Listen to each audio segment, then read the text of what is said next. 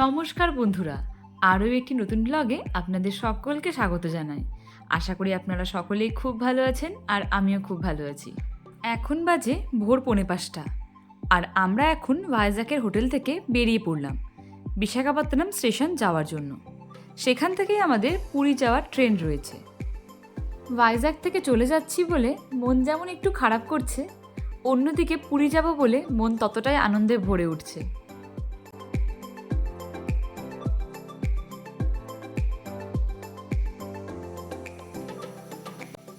আমরা চলে এসেছি পুরী স্টেশনে। আর পুরীতে নেমেই মনে হচ্ছে কখন সমুদ্র দেখব। পুরী আমি এর আগেও এসেছি, তবে পুরী যতবারই আসে না কেন পুরী আসার জন্য একই রকম ইচ্ছে থাকে। সবসময় ভালো লাগে এখানে আসতে।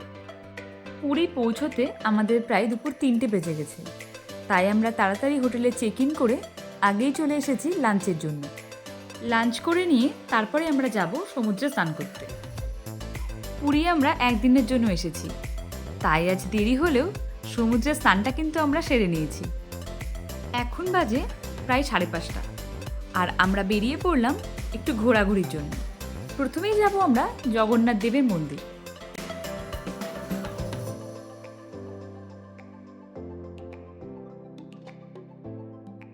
মন্দিরে যাওয়ার রাস্তাতেই পড়ে পুরীর বাজার, আর এই পুরীর বাজার দেখলে এতটাই মন ভালো হয়ে যায়। এত জিনিস কি না নেই এখানে, আর মার্কেটটাও এতটাই বড়, কত যে দোকান এখানে রয়েছে হয়তো হাতে গুনে শেষ করা যাবে না। এখানে রয়েছে প্রচুর জামা কাপড়ের দোকান, আর আপনারা সব দোকানেই পেয়ে যাবেন পুরীর বিখ্যাত কটকির প্রিন্টের কাপড়। আর এই কটকির প্রিন্টের চুড়িদার, বাচ্চাদের জামা ভারী সুন্দর লাগে দেখতে। আর এই পুরো মার্কেটের মধ্যে আমার মনে হয় সব থেকে বেশি রয়েছে মিষ্টির দোকান, আর তাতে এত রকমের মিষ্টির ভ্যারাইটি আছে আপনারা না দেখলে বিশ্বাস করবেন না। আর এখানে জানেন তো জিনিসপত্রের দামও বেশ কম, তাই আমার মনে হয় পুরী এসে কেউ কিছু কিনবে না এটা কখনো হয় না।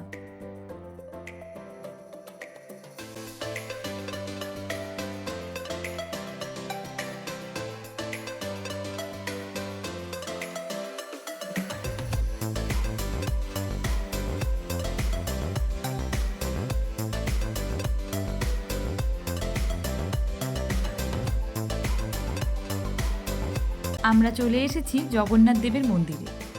আর কত ভিড় দেখেছেন, বহু জায়গা থেকে মানুষ এখানে আসে। মন্দিরের সামনে এসে মনের মধ্যে এক আলাদাই অনুভূতি হয়, মনটা আরও যেন ভালো হয়ে যায়। আপনাদেরকে মন্দিরের বাইরেটা দেখাই।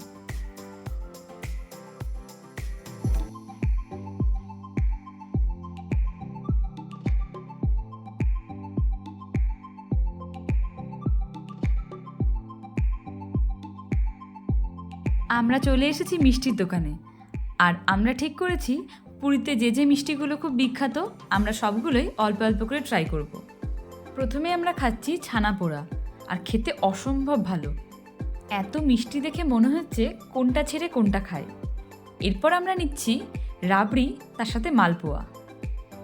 আপনারাও যখন পুরী আসবেন তখন অবশ্যই এই রাবড়ির সাথে মালপোয়া ট্রাই করে দেখবেন, দারুণ লাগে খেতে।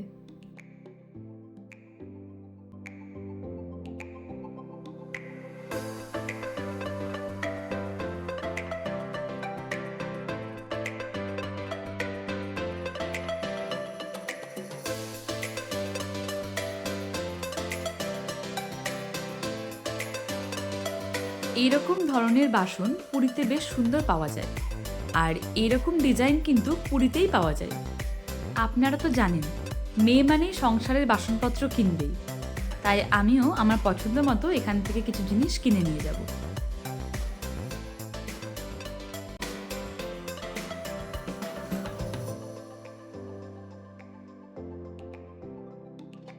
এরকম মার্কেট ছাড়াও পুরীতে সমুদ্রের ধারেও কিন্তু প্রচুর দোকান বসে, আপনারা চাইলে সেখান থেকেও কিনতে পারেন। দেখুন সমুদ্রের ধারে কত দোকান বসেছে।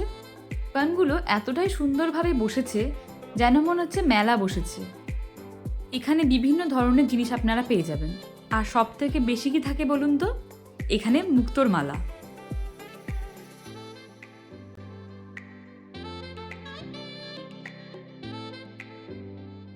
ফুচকা এই একটা খাবার যেটা সব জায়গাতেই খেতে ভালো লাগে।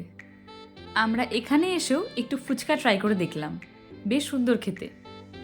রাতের বেলা সমুদ্রের ধারে এত ভালো লাগছে, আর চারিদিকে এই উট আর ঘোড়া ঘুরে বেড়াচ্ছে। উটগুলোকে কি সুন্দর সাজিয়েছে দেখুন। কালকেই তো আমাদের বেরিয়ে যেতে হবে পুরীর থেকে, তাই মনটা সত্যি খুব খারাপ।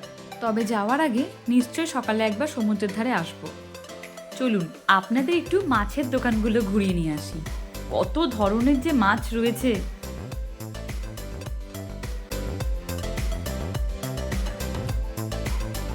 একবার দেখুন দোকানগুলোকে কি ভারী সুন্দর লাগছে। প্রতিটা দোকান যেন রঙে রঙে রঙিন হয়ে রয়েছে।